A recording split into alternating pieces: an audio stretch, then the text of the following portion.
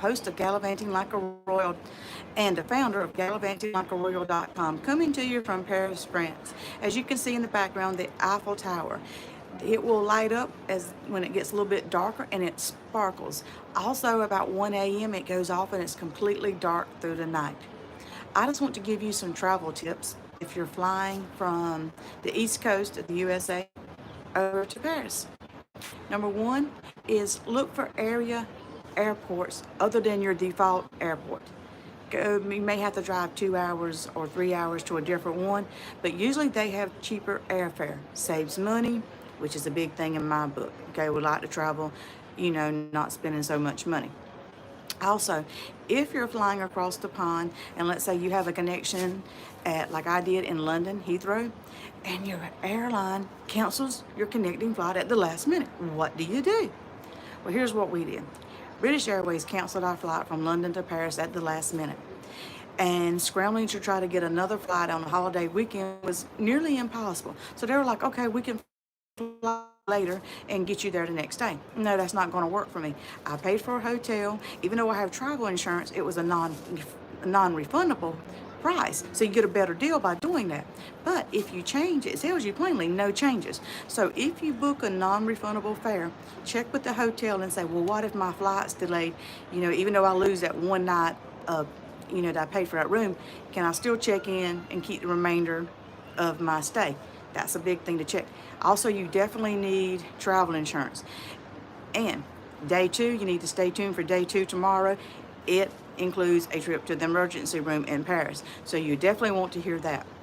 Also, if you're interested in my caregiving tips, dementia caregiver tips, my dementia diaries as I call them, because Lady Lexi flew with me.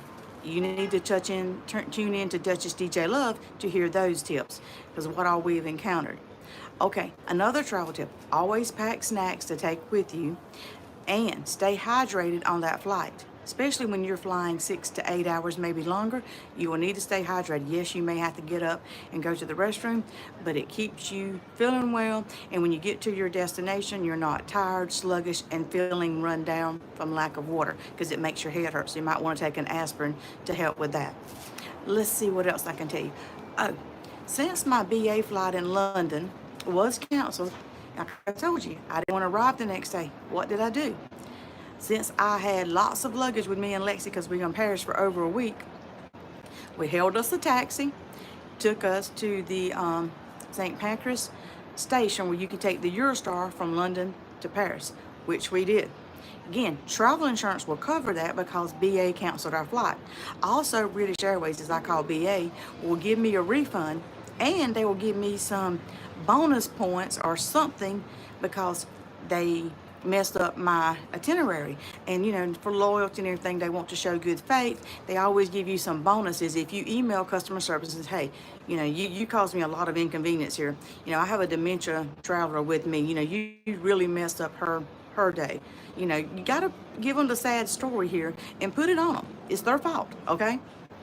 And your travel insurance will reimburse you. They'll reimburse you for whatever cost that you may have incurred.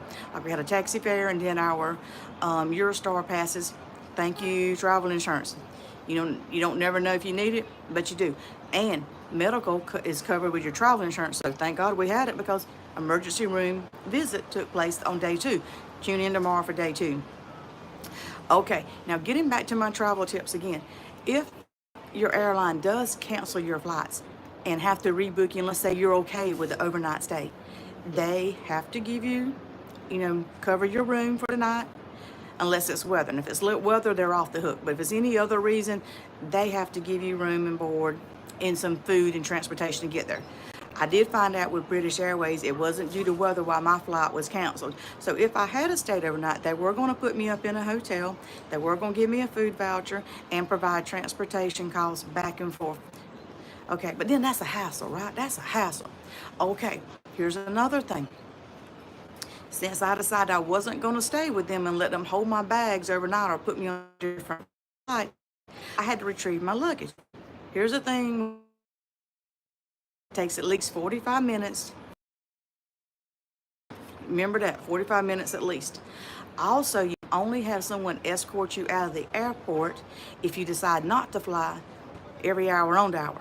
So if at 1:30 you decide that you're not going to fly and you want your luggage, well, you have to wait at least at 2 o'clock for someone to escort you out.